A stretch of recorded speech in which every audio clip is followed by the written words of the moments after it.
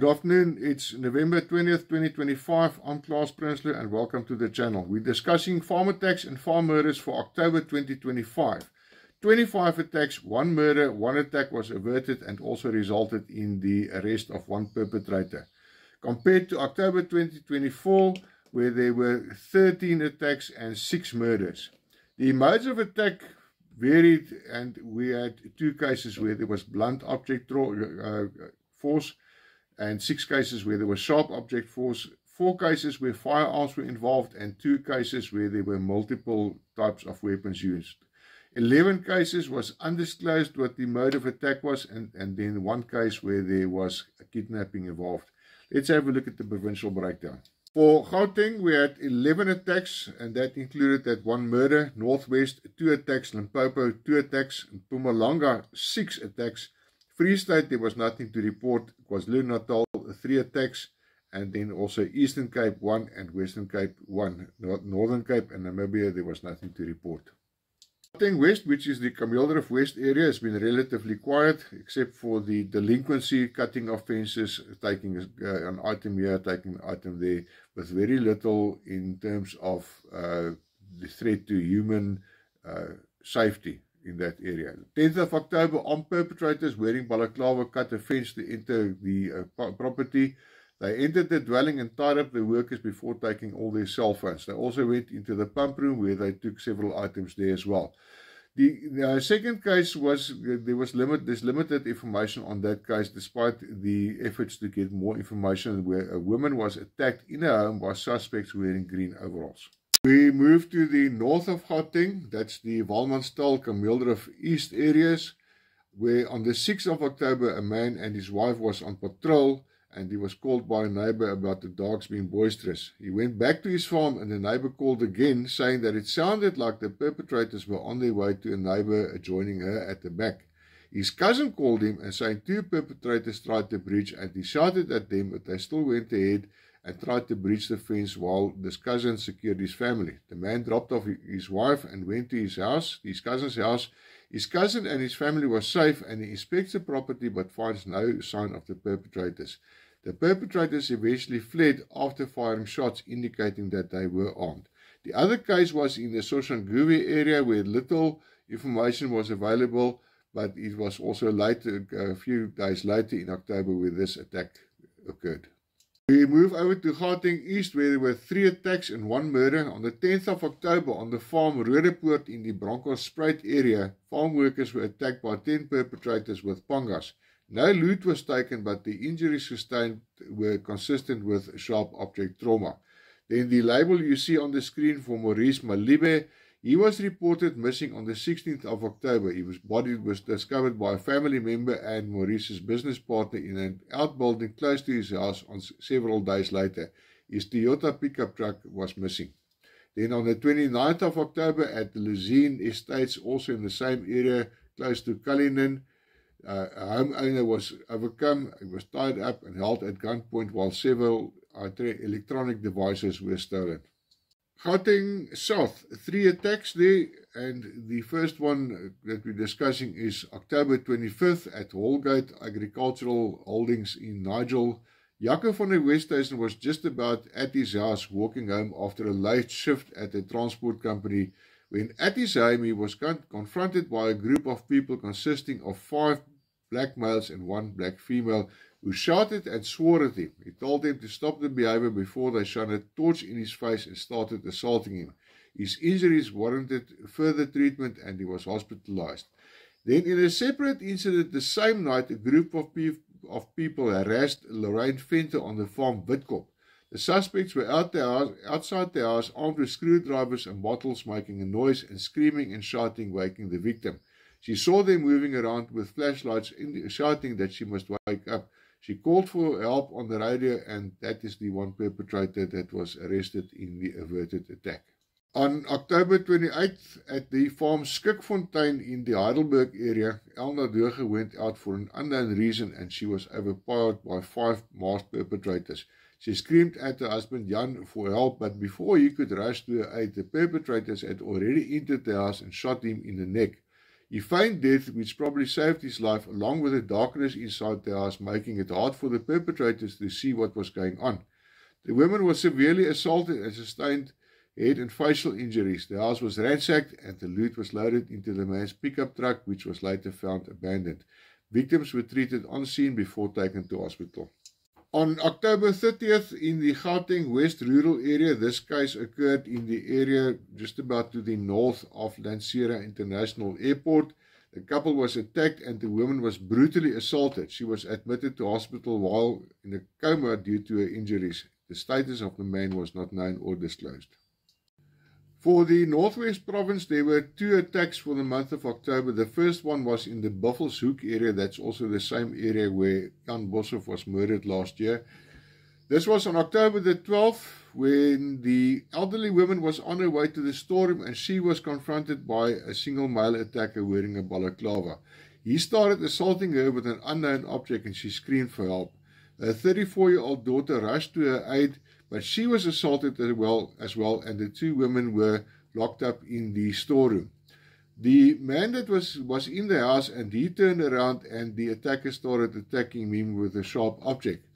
The attacker fled with the family's Toyota pickup truck, and the victim's other daughter and neighbors reacted fast and took the family for treatment. The women sustained head injuries and received stitches, while the man was kept overnight for observation. The other attack was on October 17th in the Mooinooi area. The perpetrators gained access to the house by breaking down the security door and the door. The woman woke up when they shone a torch in her face. She started screaming, but they started assaulting her, causing her facial injuries and a broken hand. The woman and her 2 minor children were tied up and the house was ransacked before the perpetrators fled on foot. A parent of the woman heard her screams and investigated. They were untied and the woman was taken to hospital for treatment.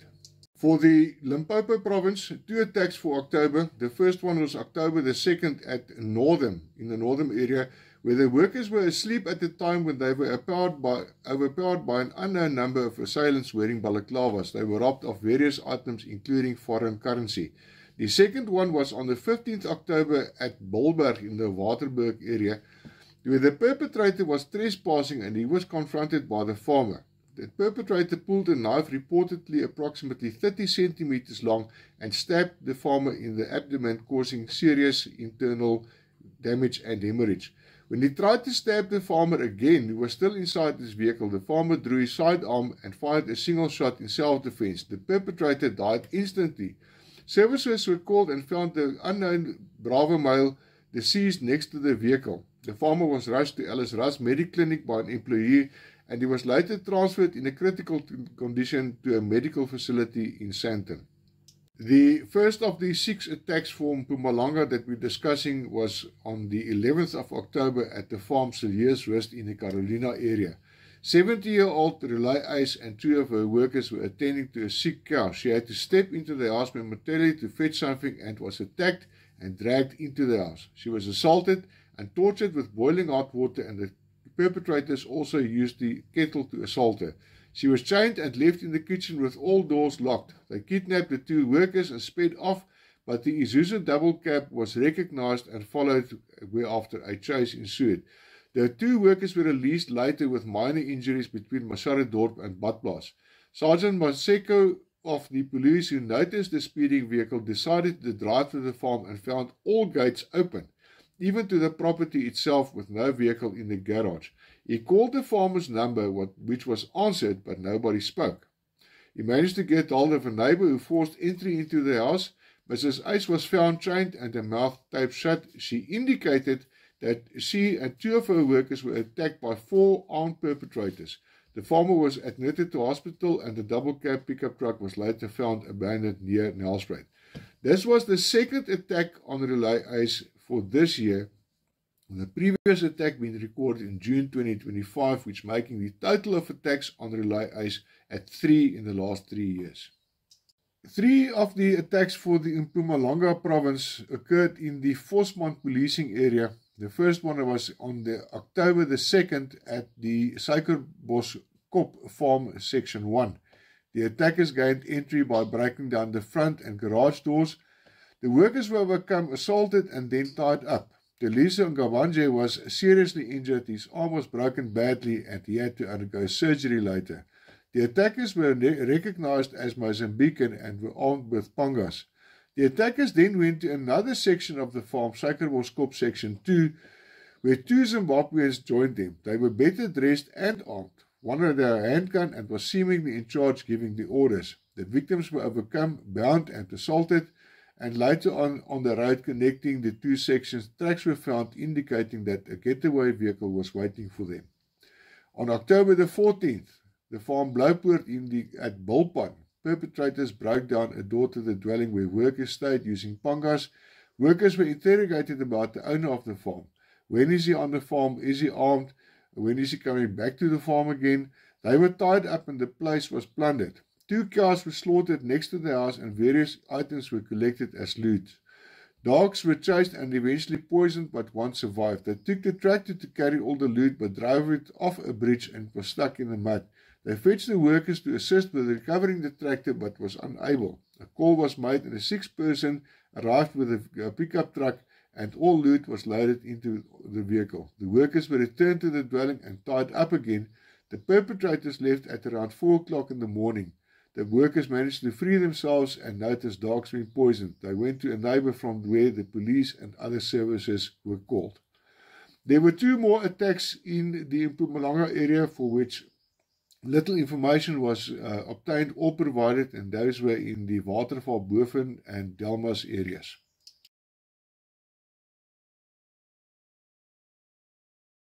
When 22-year-old Dewald Bethge went home on the afternoon of October 15th, he probably did not realize how much his life would change in the span of a few minutes.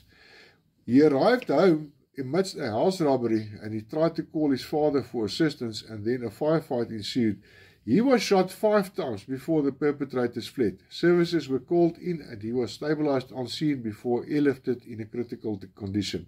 The last I heard about Dewald was that he is busy recovering and his recovery process is satisfactory. On that same afternoon, there was a shooting of a man that was hiking along the road.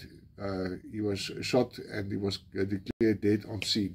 There was another attack in the KwaZulu-Natal area that was at Ashburton. One of those attacks that very little information was available for. We moved down the coast to the Eastern Cape, 9th of October 2025 at Tsitsikamma. A victim was attacked inside his house by an unknown number of perpetrators. In the struggle, he sustained light head injuries but managed to draw his firearm and fire at the perps. The perpetrators fled empty-handed and services were called. He refused any further treatment for his injuries. The final October case for discussion was on September the 12th at a guest farm in the Franschhoek area, which is the Western Cape. 4 guests were attacked by 3 armed perpetrators wearing balaclavas in the early hours of the morning. They were robbed of electronics and jewelry. That's all from me with regards to farm attacks and farm murders in South Africa for October 2025. Please subscribe. Please share this video. Drop me a comment if you want to. I normally answer all of my comments because I find it very interesting, and also sometimes there's stuff that comes out of the comments that gives me material to work with again in future videos. Thank you for watching. Please, like I say, share this video to make known the plight of South African farmers when it comes to farm attacks and farm murders. We had a heavy month in October, but fortunately only 1 life that was lost, not more. But yeah, it could be very, very different, like you saw in the beginning, the figures for September or October 2024, which was 13 attacks, 6 lives lost. Thank you for watching. Take care.